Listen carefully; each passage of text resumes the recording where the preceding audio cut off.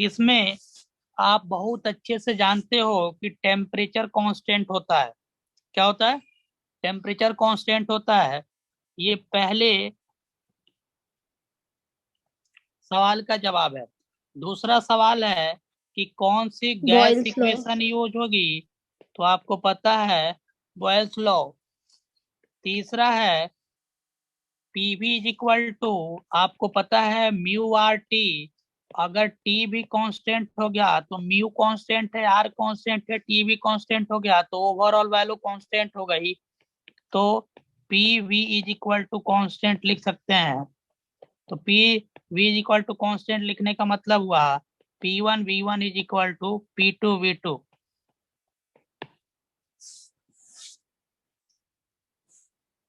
और मैंने आपको ऑलरेडी बताया था डॉक्टर कि इस केस में वर्क डन कितना लिखते हैं। किन्हीं को पता है क्या वर्क डन कितना लिखते हैं? बताइए। Mu R T log of e base e V two by V one. अच्छा, अगर बेस ई लॉग को कॉमन लॉग में तोड़िएगा तो ये आता है 2.303 mu R T log of base 10। This is known as common log V two by V one. Okay. Similarly इसको हम प्रेशर के टर्म में भी लिख सकते हैं, क्योंकि आपको पता है कि यहाँ पे pressure is inversely proportional to volume. तो यहाँ ऊपर V2 है, तो यहाँ अगर हम इसको प्रेशर के टर्म में लिखेंगे तो ऊपर P1 लिख देंगे और नीचे P2। ओके। तो फॉर्मूला प्रेशर में यस कितना आ सर। जाएगा? 2.303 म्यू आर टी आएगा ना, लॉग ऑफ 10, ये हो जाएगा P1 by P2। Mu R T को कितना होता है? ऐसे होता है 2.303 P into V log of base 10 P1 by P2। ये फॉर्मूला आपको याद होना चाहिए।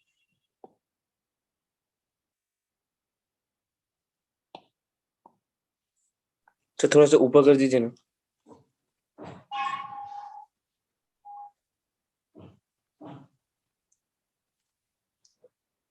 First law of thermodynamics use करिएगा तो आप डेल्टा क्यू या क्यू को कितना लिख सकते हैं?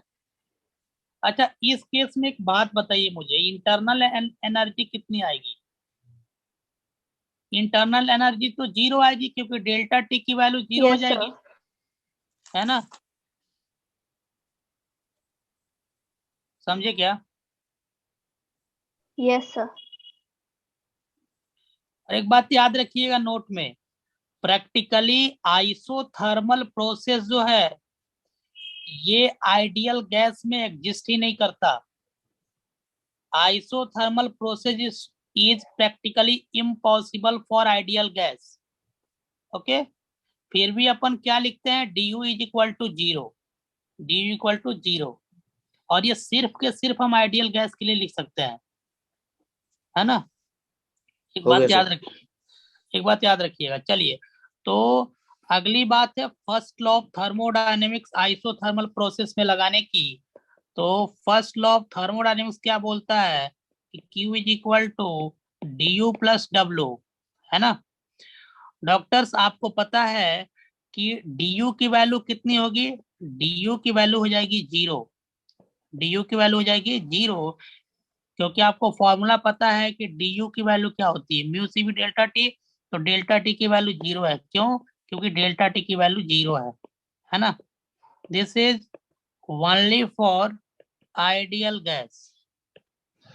Ideal gas. ओके। देखिए, तो डी यू जीरो हो गया तो क्यू की वैल्यू कितना हो गई? वर्क डन के बराबर। कितने के बराबर हो गए डॉक्टर्स? वर्क डन के बराबर। तो Q is equal to work done is equal to कितना लिख दोगे? जितना फॉर्मूला मैंने ऊपर लिख रखा है उतना लिख सकते हो, मैं एक ही फॉर्मूला लिख के छोड़ देता हूँ, और वो है log of e base e V two by V one. आप पूरा फॉर्मूला यहाँ लिख सकते हो। तो एक बात याद रखिएगा कि अगर आइसोथर्मल प्रोसेस है माय डियर डॉक्टर्स, तो वर्क डन के बराबर ही हीट की वैल्यू आएगी। ओके, अच्छा कोई बताएंगे हमें कि इसका जो पीवी डायग्राम होगा वो कैसे बनेगा? पीवी डायग्राम कैसे बनेगा? कोई बताइए, पीवी डायग्राम कैसे बनेगा? हाइपरबोला। हाइपरबोला बनेगा, बिल्कुल सही, हाइपरबोला बनेगा माय डियर डॉक्टर्स। तो इसका जो पीवी डायग्राम होगा, इसका जो पीवी डायग्राम होगा वो कैसे बनेगा? हाइपरबोला। कैसे बन रहा होगा? ये हाइपरबोला बन रहा होगा माय डियर डॉक्टर्स। तो एक बात बताइए, अगर ये पीवी डायग्राम है तो ये हाइपरबोला बन रहा है ना? इसकी स्लोप कैसे निकालेंगे? आपको पता है कि किसी भी कर्व पे स्लोप जो होता है वो उस पे टेंजेंट, किसी पॉइंट पे हम लोग क्या करते हैं, टेंजेंट ड्रॉ करते हैं ना। कर्व से किसी एक पॉइंट को लेते हैं और इसे टेंजेंट ड्रॉ कर लेते हैं। चलिए, इसका स्लोप नेगेटिव आ रहा है कि पॉजिटिव, देखिए तो। Negative. Negative. Theta is greater than 90 degree, तो स्लोप की वैल्यू कैसे आ रही है? tan थीटा, है ना? तो ये स्लोप आ रहा है नेगेटिव। कैसे आ रहा है डॉक्टर? स्लोप इसकी नेगेटिव है। लेकिन नेगेटिव में कितनी वैल्यू है, कैसे निकाला? कि what is the exact value of slope? क्या किया जाए, बताइए डॉक्टर। स्लोप क्या होगा पीवी का? D P divide by D B, यही होता है ना। tan theta is equal to M. और अपन एक बात जानते हैं डॉक्टर्स कि आइडियल गैस इक्वेशन से PV is equal to mu R T लिखा जा सकता है, लिखा जा सकता है ना। इसको डिफरेंशिएट कर दीजिए with respect to V, with respect to V, है ना। तो ये तो कांस्टेंट है ना, तो कैसे लिखिएगा? P DV by TV plus V DP by DV is equal to 0। क्यों? क्योंकि ये कांस्टेंट है और हमने क्या किया, हमने इसको डिफरेंशिएट कर दिया। क्या कर दिया? हमने इसको डिफरेंशिएट कर दिया है विथ रेस्पेक्ट टू वी। आपको पता है कि हम क्या करेंगे, जब डिफरेंशिएशन यूज करेंगे तो u इंटू वी वाला फॉर्मूला यूज करेंगे, जैसे हम लोग बेसिक मैथ्स में जानते हैं। तो u भी फॉर्मूला क्या होता है, एक टाइम हम p को बाहर रखेंगे तो इसको डिफरेंशिएट करेंगे, फिर हम v को बाहर रखेंगे, p को डिफरेंशिएट करेंगे, और इज इक्वल टू कांस्टेंट का डिफरेंशिएशन 0। तो हम देख पा रहे हैं कि इसकी वैल्यू आ रही है p, और ये आ रहा है v DV by DP by DV is equal to 0। तो अगर हम देखें तो डीपी बाई डीवी की वैल्यू आ रही है माइनस पी बाई वी। ये आ रहा है क्या? तो ये यही तो स्लोप है। तो हम देख पा रहे हैं कि dp by dv is equal to m is equal to tan theta is equal to slope is equal to minus p by v। तो आपको ये स्लोप की वैल्यू पता होना चाहिए। अगर आइसोथर्मल प्रोसेस है तो स्लोप आता है माइनस p बाई वी। यहाँ पे माइनस साइन क्या बता रहा है, कोई बताएंगे?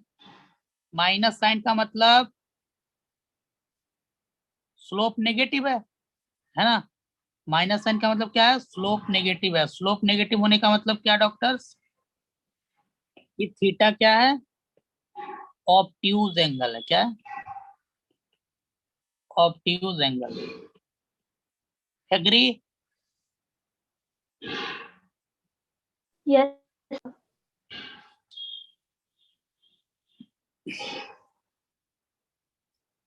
डॉक्टर्स, अपन बल्क मॉडुलस आइसोथर्मल प्रोसेस में कितना होगा, कैसे निकालेंगे बल्क मॉडुलस? बल्क मॉडुलस क्या होता है, किन्हीं को याद है? बल्क मॉडुलस होता है minus V dp by dv, है ना? This is bulk modulus. This is what? This is bulk modulus. Bulk modulus. My dear doctors, bulk modulus in isothermal process is equal to minus v dp by dv in isothermal, or you know the value of dp by dv. This is slope. This minus v, और you know the value of dp by dv. dp by dv की value कितनी हो जाएगी? Minus p by v. तो आप isothermal process के दौरान bulk modulus define कर सकते हो, उसकी value minus p by v. तो माइनस माइनस प्लस ये कैंसिल हो गया, तो बल्क मॉडुलस कितना आ गया आइसोथर्मल प्रोसेस के लिए माय डियर डॉक्टर्स? p के बराबर. You have to remember this.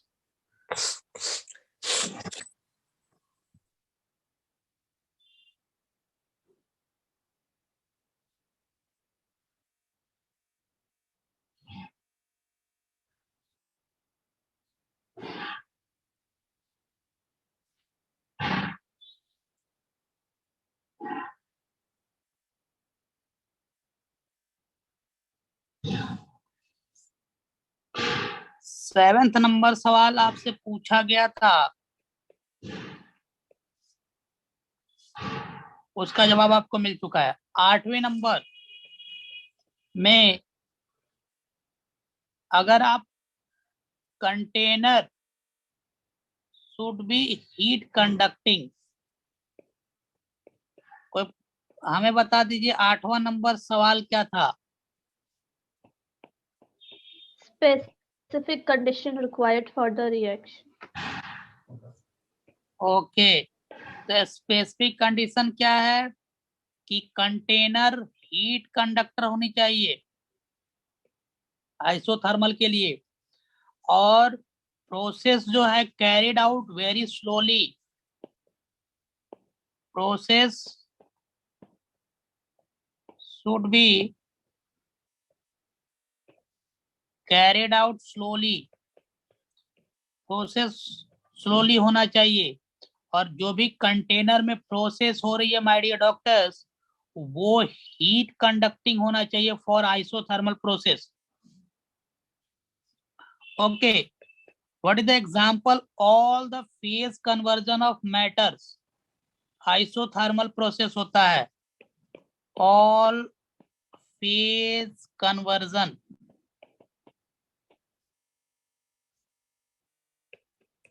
और आप रिमार्क्स में क्या क्या लिख सकते हो? रिमार्क्स में जो आपको ध्यान रखने वाली बात है वो वर्कडन का फॉर्मूला है, जो कि Q के बराबर होगा, और उसकी फॉर्मूला आपको पता है 2.303 mu R T common log V2 by V1. This is the work done.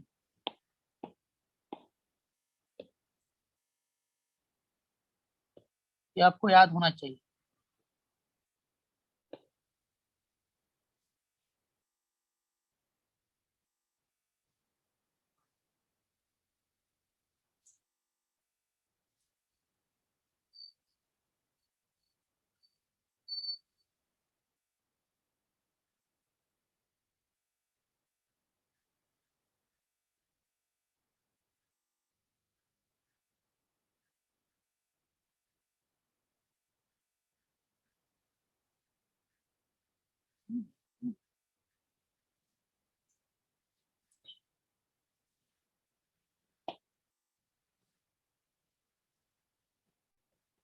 एक नन्हा सा सवाल है डॉक्टर कि 2 मोल्स ऑफ हीलियम गैस को जैसे मैंने पाथ ग्राफ में दिखाई गई है, उस पाथ के एलोंग हम लेके जाते हैं, तो आपको बताना है कि वर्क डन बाय गैस कितना आएगा.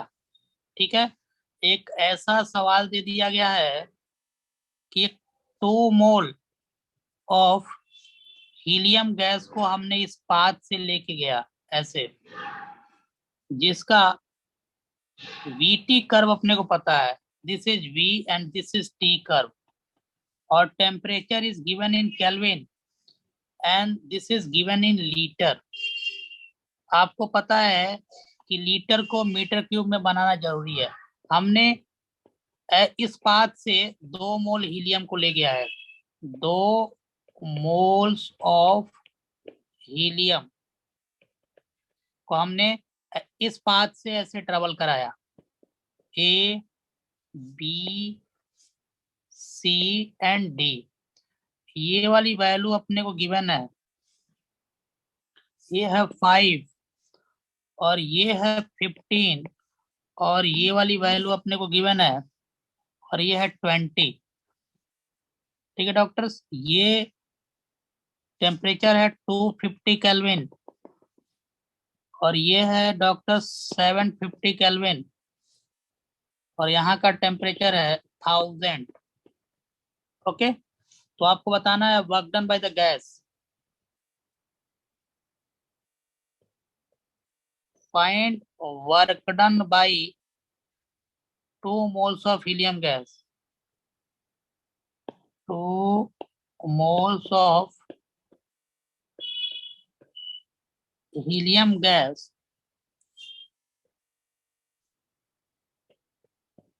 taken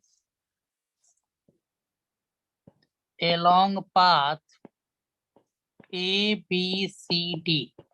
एकदम सिंपल सा नन्हा सा सवाल है डॉक्टर, ट्राई कीजिए और आप आइडेंटिफाई कीजिए कि ए से बी तक जा रहे हैं तो कौन सी प्रोसेस है, कौन सा वर्कडन का फॉर्मूला लगाएंगे। बी से सी तक जा रहे हैं तो कौन सी प्रोसेस है, सी से डी तक जा रहे हैं।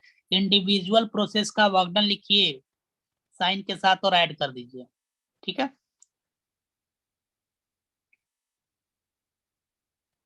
ए से बी तक कौन सी प्रोसेस है,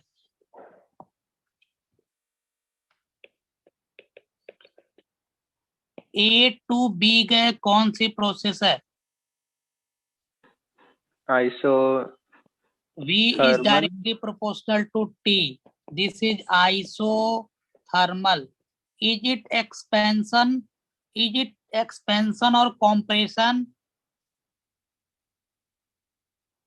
Is it expansion? Volume is increasing. This is isothermal expansion. Okay. चलिए, तो you know the work done in isothermal process, mu r delta T।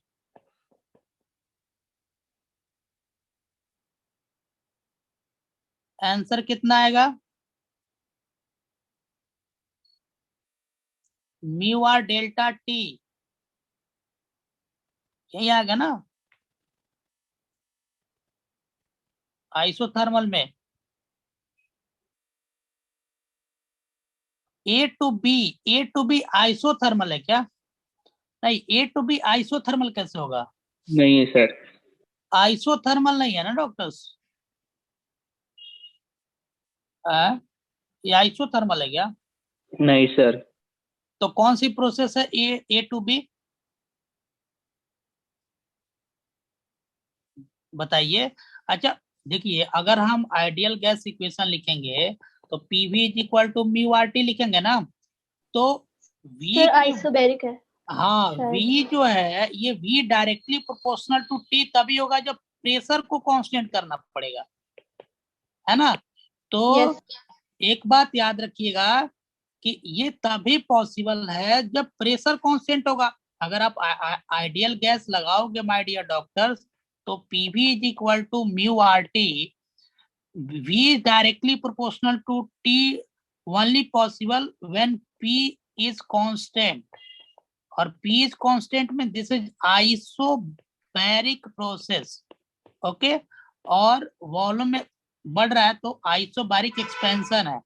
तो आइसोबैरिक के केस में आप वर्क डन कितना लिखोगे, P डेल्टा V, है ना। क्या लिखोगे, P डेल्टा V, ये लिखोगे ना। तो इस तरह P into V final minus V initial, आप ऐसे तो P V final minus P V initial, तो पीबी इज इक्वल टू आप लिख दो PB is equal to mu R T final minus P V initial को लिख दो, PV is equal to mu R T initial. तो हम इसको डायरेक्ट ये वाला फॉर्मूला में बैठा सकते हैं, म्यू आर डेल्टा टी। देखिए जो मैंने यहाँ लिख रखा है डायरेक्टली, मैंने आपको बताया भी था आइसोबारिक पढ़ाते वक्त। तो आप क्या करो, वर्क डन ए से बी तक डाल दो, तो म्यू की वैल्यू डाल दो, म्यू की टर्म, म्यू की वैल्यू कितनी होगी 2, 2 मोल है ना, आर की वैल्यू आर ही रखने दो। डेल्टा टी कितना आएगा, टी फाइनल कितना है, देखिए टी फाइनल जब ये यहाँ पहुंच 750 जाता है तो टेम्परेचर कितना है 750, और टी इनिशियल कितना है 250। 250 तो डेल्टा टी कितना लिख 500. सकते हैं, 750 माइनस 250 कितना आ रहा है, ये आ रहा है 1000 टाइम्स आर, है ना डॉक्टर्स, हाँ ये सर। इतना आ गया। ओके चलिए अब आइडेंटिफाई करिए बी से सी का प्रोसेस। अगर हम बी से वॉल्यूम सी जाते कांस्टेंट हैं, है, बी से सी गए तो कौन सी प्रोसेस है, वॉल्यूम आइस कांस्टेंट है तो आइसोकोरिक प्रोसेस। 0। अगर वॉल्यूम कांस्टेंट डॉक्टर्स तो डेल्टा वॉल्यूम भी 0। 0, तो वर्क डन बी से सी तक 0 आ गया, है ना। चलिए अब एक बात बताइए, सी टू डी, चलिए C to D, C to D, isothermal. C to D जाने पे हम देख पा रहे हैं टेम्परेचर कांस्टेंट है, और उस टेम्परेचर कांस्टेंट की वैल्यू है 1000 केल्विन।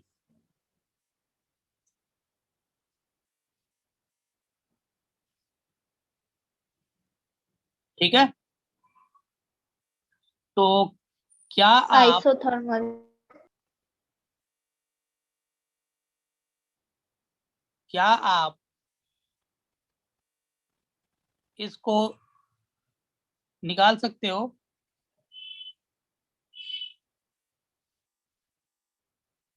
आपको पता है क्या वॉल्यूम फाइनल कितना हो रहा है, जब ये सी से डी तक जाएंगे तो 20। फाइनल वॉल्यूम कितना है, और इनिशियल वॉल्यूम कितना है 15। इतना। तो आपको फाइनल वॉल्यूम पता है, इनिशियल वॉल्यूम पता है, तो आइसोथर्मल में वर्क डन 10 पता है आ क्या, आएगा सर, क्या 10 आएगा ये। 10 आर आ रहा है, कैसे, सर। न्यू आर डेल भी लिखेगा ना अगर, तब। Mu R T L N V final by V initial होता है ना, तो म्यू की वैल्यू 2 डाल दीजिए, इंटू आर डाल दीजिए, और टेम्परेचर है 1000, है ना, और एल एन लगा दीजिए, एल एन का मतलब लॉग, नेचुरल लॉग बेस ई, है ना, एल एन, वी फाइनल कितना है 20, और वी इनिशियल है 15, तो इसकी वैल्यू आ जाएगी 2000 times R L N of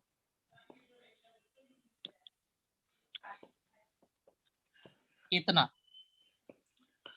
तो अगर आपको टोटल वर्क डन पूछा जाए तो कितना आएगा, total work done A B C D का आ जाएगा, work done A to B plus work done B to C plus work done C to D, तो कितना लिखिएगा 1000 R plus 0 plus 2000 R L N of 4/3, है ना doctors. तो यहाँ से 1000 टाइम्स आर कॉमन कर लीजिए, तो 1 प्लस 2 एल एन 4/3 लिख देंगे आंसर।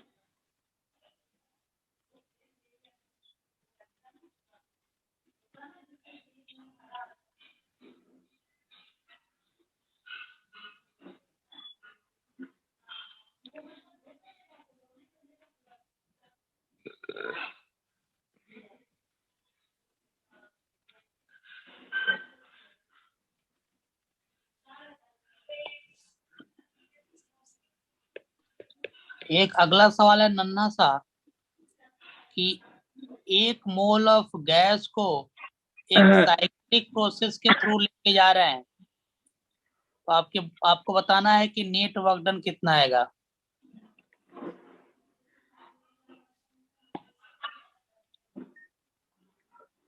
ये आपका होमवर्क है। एक साइक्लिक प्रोसेस है जिसमें मैंने वीटी कर्व दे रखा है, ये मीटर क्यूब में दिया हुआ है, टेम्परेचर को केल्विन में दे रखा है। एक साइक्लिक प्रोसेस है, यहाँ 200 है, ये 400 है ना। वॉल्यूम दे रखा है अपने को 20 एंड 40।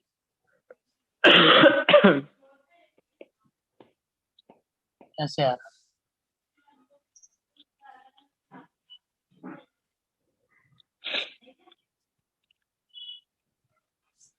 और इसमें 1 मोल ऑफ गैस को इस प्रोसेस के थ्रू लेके जा रहे हैं। 1 मोल ऑफ गैस है ना, को साइक्लिक प्रोसेस के थ्रू लेके जा रहे हैं।